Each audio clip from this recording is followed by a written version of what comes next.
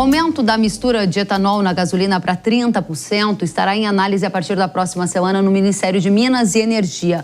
Um estudo técnico sobre a viabilidade da mudança vai revelar os efeitos nos motores dos veículos e indicar se há condição ou não de o governo aumentar a mistura. Essa adição de etanol na gasolina está prevista na Lei do Combustível do Futuro, que foi sancionada pelo presidente Lula no ano passado. Segundo a legislação, foi fixado em 27% o percentual obrigatório de álcool etílico na gasolina, mas o Poder Executivo poderá elevar o percentual até o limite de 35%, desde que constatada a viabilidade técnica. Vamos analisar já esse tema com o deputado federal Arnaldo Jardim, que foi relator do PL do Combustível do Futuro e é vice-presidente da Frente Parlamentar da Agropecuária. Deputado, primeiramente, seja muito bem-vindo à Jovem Pan News.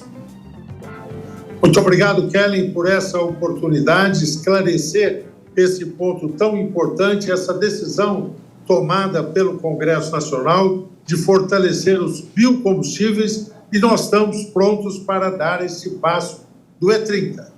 E30, estamos prontos para dar esse passo, o senhor acaba de nos dizer, e eu vou perguntar nesta direção. Precisa ter um estudo técnico que diga, sim, não há danos aos automóveis e há viabilidades técnicas para chegar a 30% de etanol na gasolina. Esse estudo está pronto, o senhor já teve acesso a ele, e o que diz o estudo?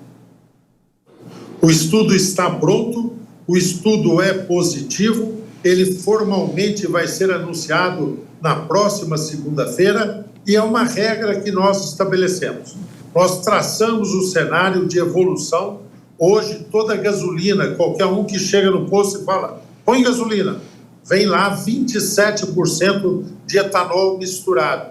E agora a mistura irá a 30% se o estudo, que já está feito, e o resultado é positivo, for sancionado pelo Conselho Nacional de Política Energética, e nós acreditamos que isso ocorrerá. Quando nós aprovamos a legislação, Kelly, nós traçamos um primeiro cenário de até 30 e depois outros estudos que precisam ser mais aprofundados poderão traçar o caminho. A autorização está dada para irmos até 35%. Você deverá me fazer uma pergunta que eu tomo a liberdade de antecipar. 27 para 30, Arnaldo, quanto significa de consumo de etanol anidro a mais? 1 bilhão e 200 milhões de litros aproximadamente. É lógico que depende do consumo da gasolina, mas mantidos os parâmetros atuais, isso significa um adicional de demanda de 1 bilhão e 200 milhões de etanol anidro, que é aquele que se usa na mistura. Agora... Me permita, Kelly, com o entusiasmo que tenho, acrescentar uma outra questão sobre isso. Não fosse essa mistura, hoje de 27, em breve de 30, a gasolina estaria mais cara. O incremento da mistura, o adicional do etanol, diminui o preço do combustível ofertado na bomba. Não quero aqui tirar o seu entusiasmo, mas é meu dever tocar em alguns pontos sensíveis dessa discussão. O senhor é um entusiasta dos biocombustíveis, também pelos efeitos colaterais que geram para todo o agro brasileiro de aumento de demanda, aumento de produção de commodities. Mas a gente viu na lei dos combustíveis que havia também uma expectativa de aumento da mistura do biodiesel ao diesel. Muita gente, muitos investidores se prepararam para esse aumento e, no final das contas, houve um recuo, o aumento não veio.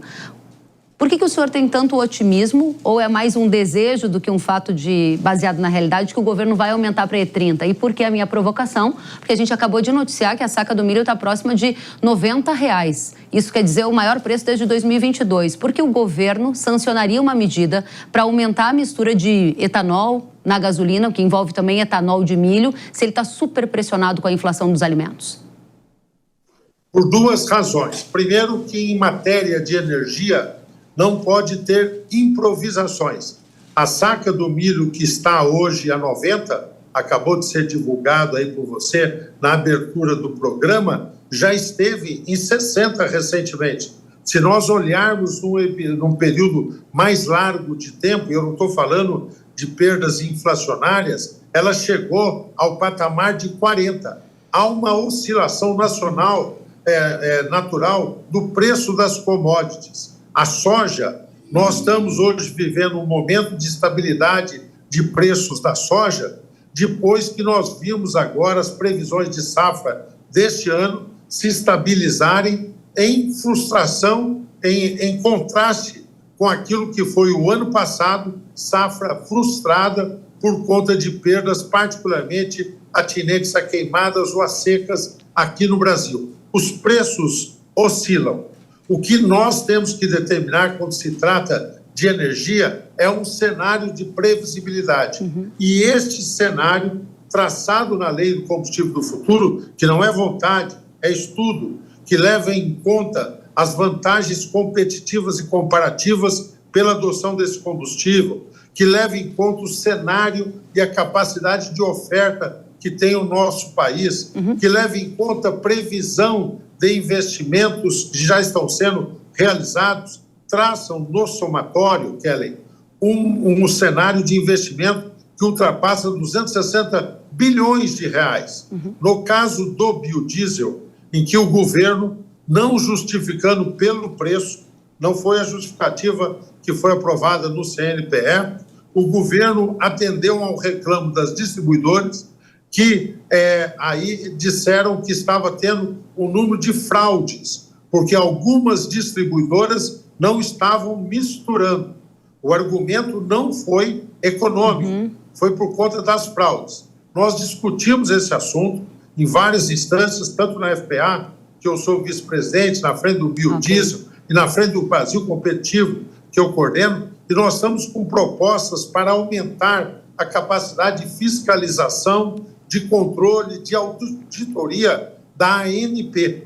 Se não tem um fortalecimento a partir do orçamento público, nós vamos criar condições de parceria, nós vamos criar afluxo de recursos do setor privado para fortalecer a capacidade de fiscalização da ANP. Mas não podemos, por conta de fraude de alguns, frustrar um programa de energia, um programa que exige previsibilidade. Muito bem, deputado, a gente tem alguns minutinhos finais e eu tenho duas questões importantes para lhe fazer. E a primeira delas é na direção do que o senhor disse, que foi usado como argumento pelo governo para não aumentar a mistura do biodiesel ao diesel, como estava previsto na Lei do Combustível do Futuro. Pelo contrário, frustrou a expectativa de vários investidores. Agora o senhor vem aqui e nos diz que está otimista com o aumento da mistura do etanol à gasolina, porque, claro, traça uma perspectiva de investimentos no setor energético. Aí, na paralela, quando o senhor diz que um dos argumentos foi fraude nos combustíveis, eu trago uma informação de um projeto de lei apresentado agora dia 11 de março, ou seja, nesta semana,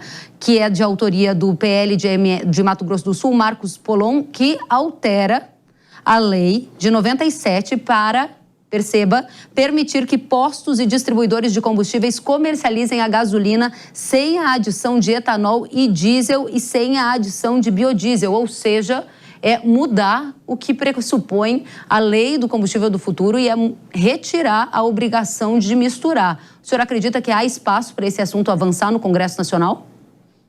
Nenhuma chance. Eu não posso, de forma nenhuma, constranger um parlamentar que tem uma opinião. Mas eu quero destacar que a Lei Combustível do Futuro foi elaborada a partir de estudos fundamentados, econômicos, se desencadeou toda uma cadeia produtiva vinculada ao setor, investimentos programados, a lei foi aprovada por uma maioria extraordinária na Câmara e no Senado. Para você ter os números, na Câmara foram apenas de 513, 20 votos contrários.